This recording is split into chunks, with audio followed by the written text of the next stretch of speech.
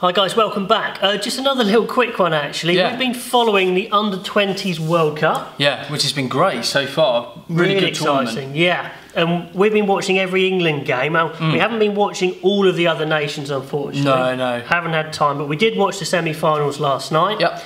So we're going to do a little preview of the final, which is England versus France. So yeah. good Northern Hemisphere derby. So that, which is in itself is a real positive in terms of Northern Hemisphere next generation coming through. Well, it's really looking exciting.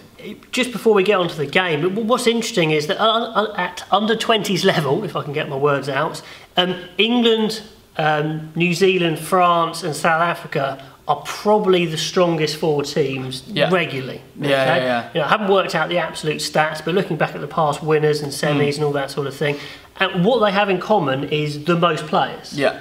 Which is interesting. Yeah. So, you know, at under-20s level, it kind of makes sense that the professional teams with the most players are doing the best. Yeah, agreed. But at seniors, doesn't quite work out like that. No. Which is interesting. No, that is true. Yeah. No, you're right. New Zealand are the ones that kind of stay on top. Yeah. But then you have Ireland and Wales, Australia, who don't do quite so well at under-20s. Then they seem to get it right and distill their talent down into the seniors. You know, so just comment below why you think that is. Why, you know, the big four, why don't they stay always the big four? Yeah. I mean, they're there and thereabouts, but it's just a thought. Yeah, I mean, it'd be interesting to see whether that kind of theory translates across different sports as well. Whether there's the same issues that they face in football, in hockey, in cricket, whether there's that under-20s, the same four nations are superbly talented. The ones with the most players. Yeah, and then the balance of power changes when you get to senior level. It'd be interesting to see how that translates across. Well, that's a big question. That is a big question. Every sport. But certainly in rugby, that seems to be the case. So I actually watched the France-New Zealand game. Yeah. And France monstered New Zealand physically.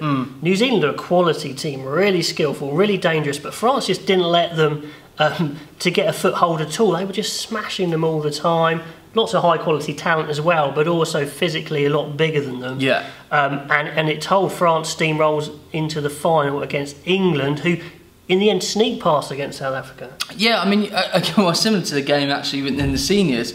England in the first half, steamrolled them, destroyed it. They were tries. superb. Some awesome finishes, some great team play. Marcus Smith looked class, awesome, didn't he? He looked amazing. Yeah, we'll go through the players in a minute, but then South Africa came back into it. A lot of short-range tries. Yeah, and one quite interesting one actually. We thought try against the post. Now, I've thought about this before. I've heard stuff about this before. You can't, when you're defending on your line, the post is the try line. The post protector is the try line, which juts out from the try line. So you can't stand in front of that. So actually, it's almost unfair. I'm not complaining about it in that match particular. Just in general, it's a bit unfair to be able to touch it down against the post protector when you can't defend it. Yeah, no, agreed. It's an easy try, isn't it? Well, I mean, you have to work hard to get there, but it's just an interesting quirk of the rule that should that be taken out, and actually, you know, you just have to touch the line. If the post protector's in the way, then tough, you can't score there. Yeah. I don't know. I mean, you can see why they brought it in for the safety of the players, and you don't want people to injure themselves, and you understand it, but again, like you say, it's a massive advantage for the attacking team. Just coaches are so clever these days, and when you're in close to the line, you might say drive towards the post so you can try and score against the post. But I'm not going to get into post too much. It was just interesting. It was just a thought that came to my head.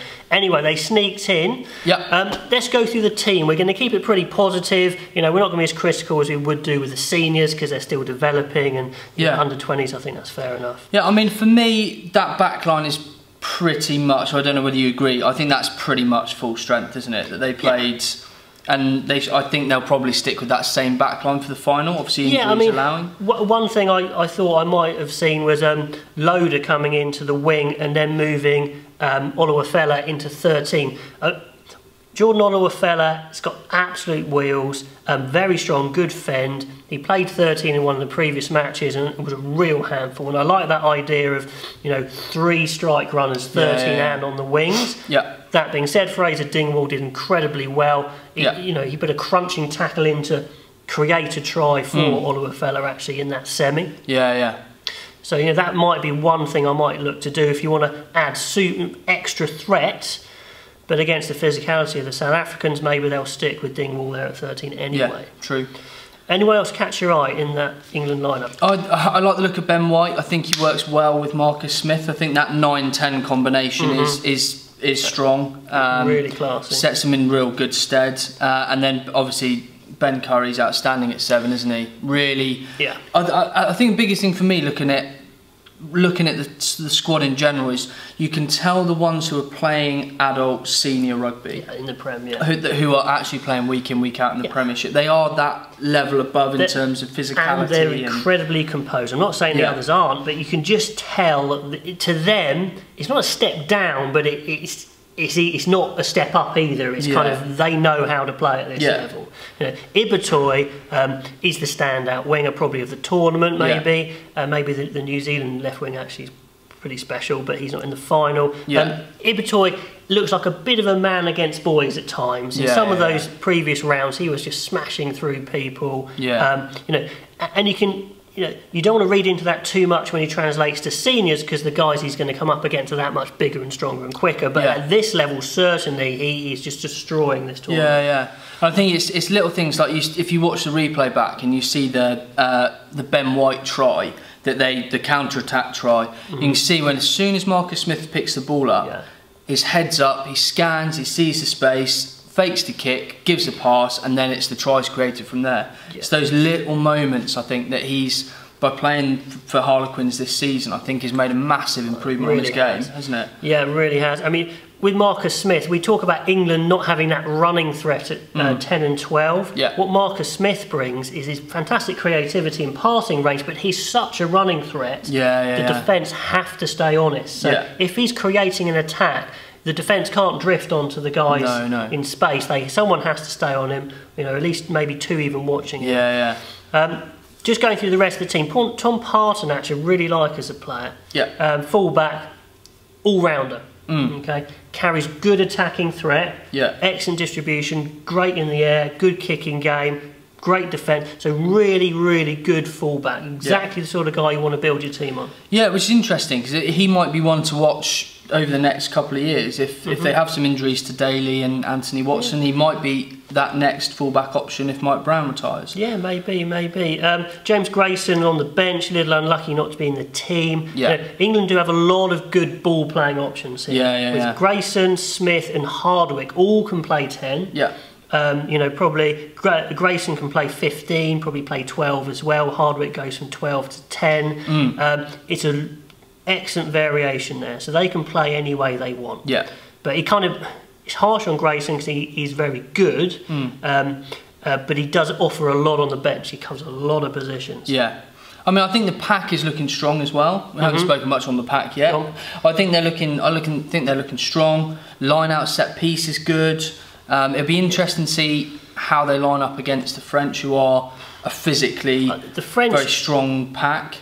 To me, they just looked huge. They looked the biggest team in the tournament. They're absolutely massive. Like their number 8 looked like an oversized prop. He was just vast. I mean, England have a big pack. I mean, you've got Joe Hayes at number 3 there. He is huge, but he's probably about the same when you come up against the French team.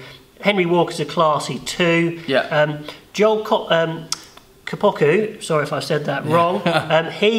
I've been really impressed by him actually. He's a huge lump. Obviously, he's a big boy, isn't he? Big boy, but I like his offloads actually. Out of the tackle and just before the tackle. So I've seen him a few times take the ball a serious run and just before the tackle then do a little circle or hit the tackle then offload. So he can mix it. He's not just a Bosch merchant. He does have offloads. And it's interesting because I think he's probably picked that up from where he plays his club rugby at Saracens. I mean, that seems to be where the pack's going at Saracens. Lots of offloads. They're all ball carriers. It's a great place to learn your trade in the second row, obviously. Ted Hill, I like Ted Hill a lot. Okay, obviously got lots of namesakes there who have played for England as well. Yeah. But he is a proper 6, and what I mean by that is a big hitting, big ball carrying 6. And I think pound for pound, he's not the biggest guy in the pack, but I think he's the best ball carrier. Okay. I've seen him take balls, especially off the back of a line-out. So I think a tactic England would try and do is either peel off the back of a line-out or short line-out off the top, hit Ted Hill up into that 10 channel, and he's just a horrible runner. And what I mean by that is he's all arms and legs, pumping. He wants to carry the ball. It sounds a funny thing, but you can tell those people who just want to carry. And he is one of them. Excellent. Yeah, and then got Ben Curry, who looks absolute class. Really good hands as well, great on the floor. You know, again, he looks a bit of a man against boys at times in the earlier round. Just absolute class. I think they've rested him as well, so he should be nice and fresh. And I think Josh Basham kind of complements that back row really nicely, doesn't he? Decent ball carrier, decent set piece. They link well with Ben. He links well with Ben White. I think they look. I've got a good feeling. Yeah, you've got two classy kind of back rows to come on as well, with Tom Willis and Hinckley. So you've got loads and loads of energy there. It's going to be interesting to see how it goes. France, if they get on top of them physically, it could be a long, final there. But England have the firepower to score from anywhere as well, even if they are on the back foot. So it's going to be really, really good. It'll be a quality game. Looking forward to it. Trans-channel clash. Anyway, let us know what you think about some of those players. We've just gone through them. If you didn't know who they were, to give you a flavour of what they're like. If you guys know these guys more than us, you followed them throughout their season, please tell us where they're strong, who do you think is going to make the breakthroughs. Definitely. I would just say as a caveat, it's hard to tell. Under 20s, you could shine, but then just not quite make the step up to seniors. Exactly. Physical development happens at different rates as well. So, and I think a lot of it comes down to where you play your rugby as well. I mean, a lot of these, there's a few that play for Leicester. Ben White's a prime example, plays at Leicester at 9. Are his opportunities slightly limited? I think you've got to look at where they play their club rugby as well. If there aren't many high quality players in that position, it accelerates your development, doesn't it? Can these guys next year, if they're not already in their first team of their club, can they get into that? Or is their way blocked by whoever? That's a good point. It is interesting. Cool. Anyway, that's a little blast on the under 20s. We'll be back with the seniors soon. Until then, we will see you later.